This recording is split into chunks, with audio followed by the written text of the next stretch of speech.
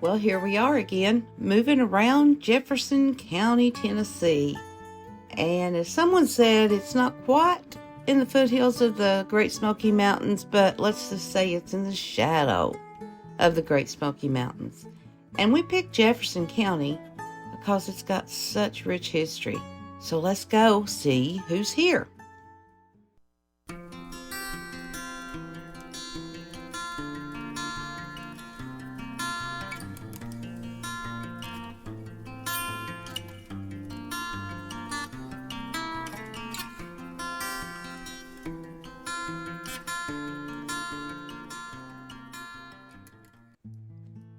All right, now today we will be at the Eckel, or some people may call it Eckel, but since I'm from the Appalachians here in Tennessee, I'm going to call it Eckel Cemetery. And it's in the White Pine community, which also has a lot of history. If you'll look on the map, you'll see that it is located east of Dandridge. And it's just off the Interstate 40 and slightly southeast of Interstate 81. Now, if you can look in the photo cemetery, you can see the Great Smoky Mountains in the background. And this shows that it is on top of a very small hill. Now, this picture was taken in the 80s, so it looks like to me that I think it needs a lot of TLC. And as we go through this video, you'll see why once we show the tombstones. And that would be great to see someone put it together. But anyway, let's move on. This is another small cemetery. And the earliest burial was in 1823. And we could only find 37 people buried here. They may be more unmarked graves, we're not sure. But the first family we have here is an infant son of the Blackburn family. And he was born and he died November the 6th of 1883. We have another infant son of the Blackburn family, and he was also born and died of October the 4th of 1881. Then there's John Blackburn, 1894 to 1899, and he was just 5 years old when he died. You'll notice his headstone's been broken. And then next we have his parents, John Fane Blackburn, 1846 to 1920, and his wife, Julia Eckel Blackburn, 1851 to 1921. We have their daughter, Julie May Blackburn, 1891 to 1894. She only lived for 3 years old. That family had a heartbreaking situation. We have another one of their daughters, Lucy Blackburn. She was born of January of 1886 and passed away the following September. So that makes her only 7 months old. That is so sad. Then here's another one, a son, Peter Samuel Blackburn, 1887 to 1950. But now he had a good life. And another son, William Eckel Blackburn, 1880 to 1954. Moving on, we have Amelia Eckel Carson, 1804 to 1841, with her husband, Samuel Carson, 1768 to 1850. And we're thinking that Amelia may have been his second wife. So there's a first settler right there. 1768, that's pretty early. 1850, yeah. We have a headstone that says Anna Catherine Swingle Eckel, 1779 to 1868. And we know that she was born in Maryland. Then we have Harriet Newell McFarland Eckel, 1830 to 1889. Now these are some old graves, guys. So I hope you can find some ancestors here. And we have our husband, Thomas Roger Eckel, 1819 to 1895. And Harriet was his second wife. Now we've got a John Eckel, 1844 to 1887. Now, John actually died way out in Colorado. Here's a picture of his military zone. And he served as a private in Company C of the 4th Tennessee Cavalry in the Union Army during the Civil War.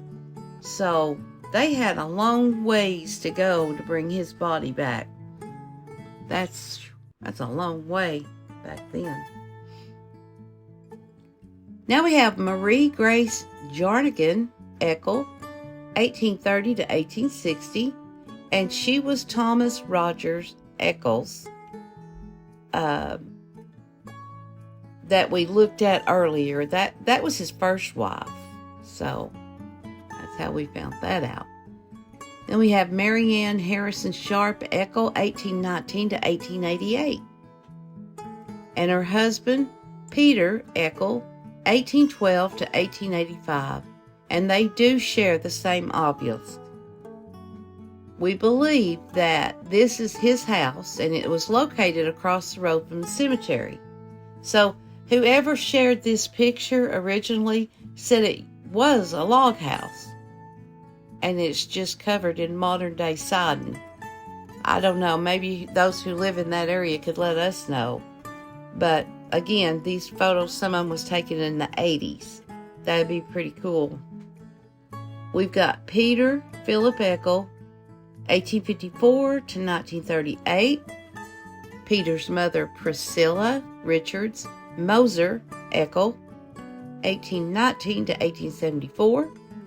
And his father, William Householder Eckel, 1815 to 1895. Then there is William E. Graham, 1826 to 1880. And look at his headstone. You'll notice there's not much left in his at all. That's pretty sad.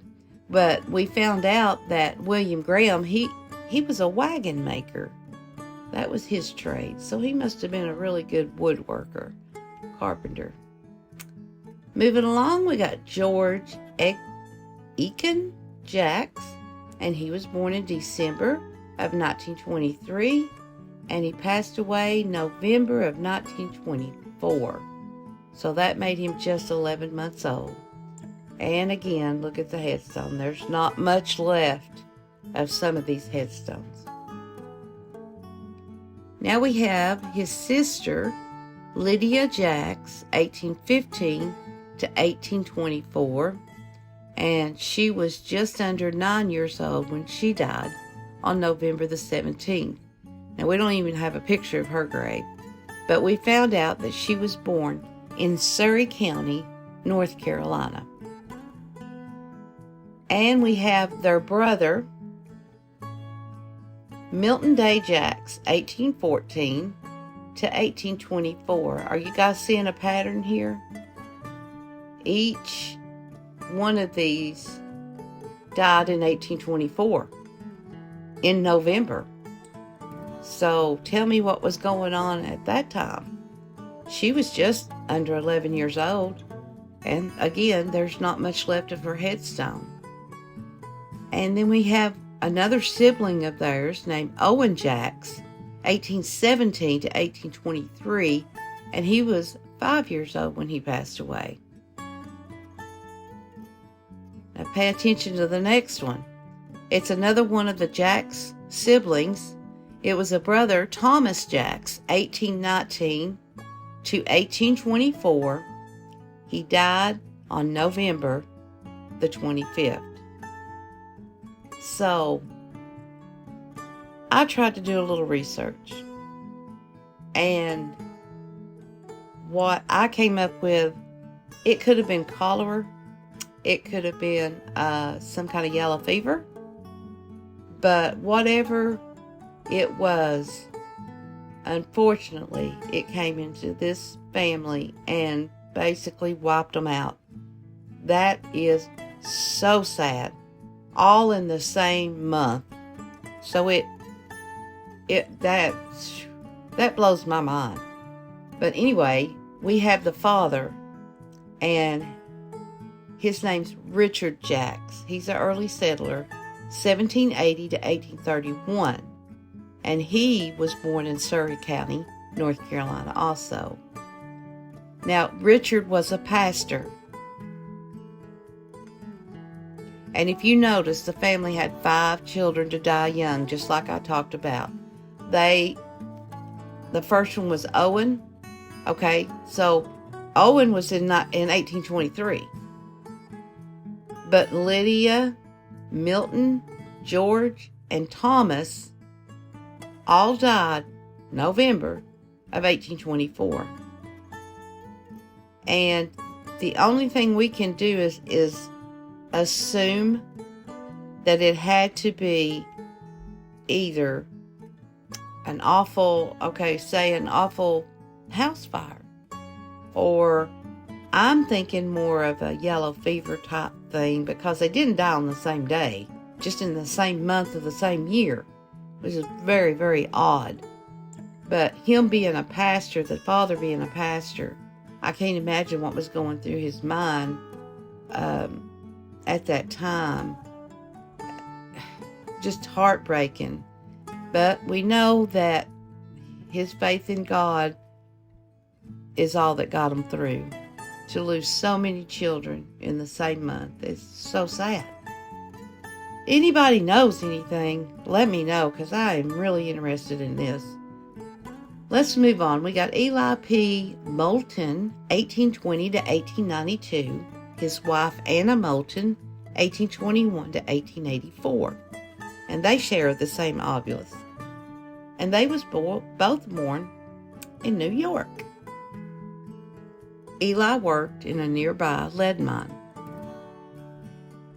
Catherine Eckel Walker, 1806 to 1849.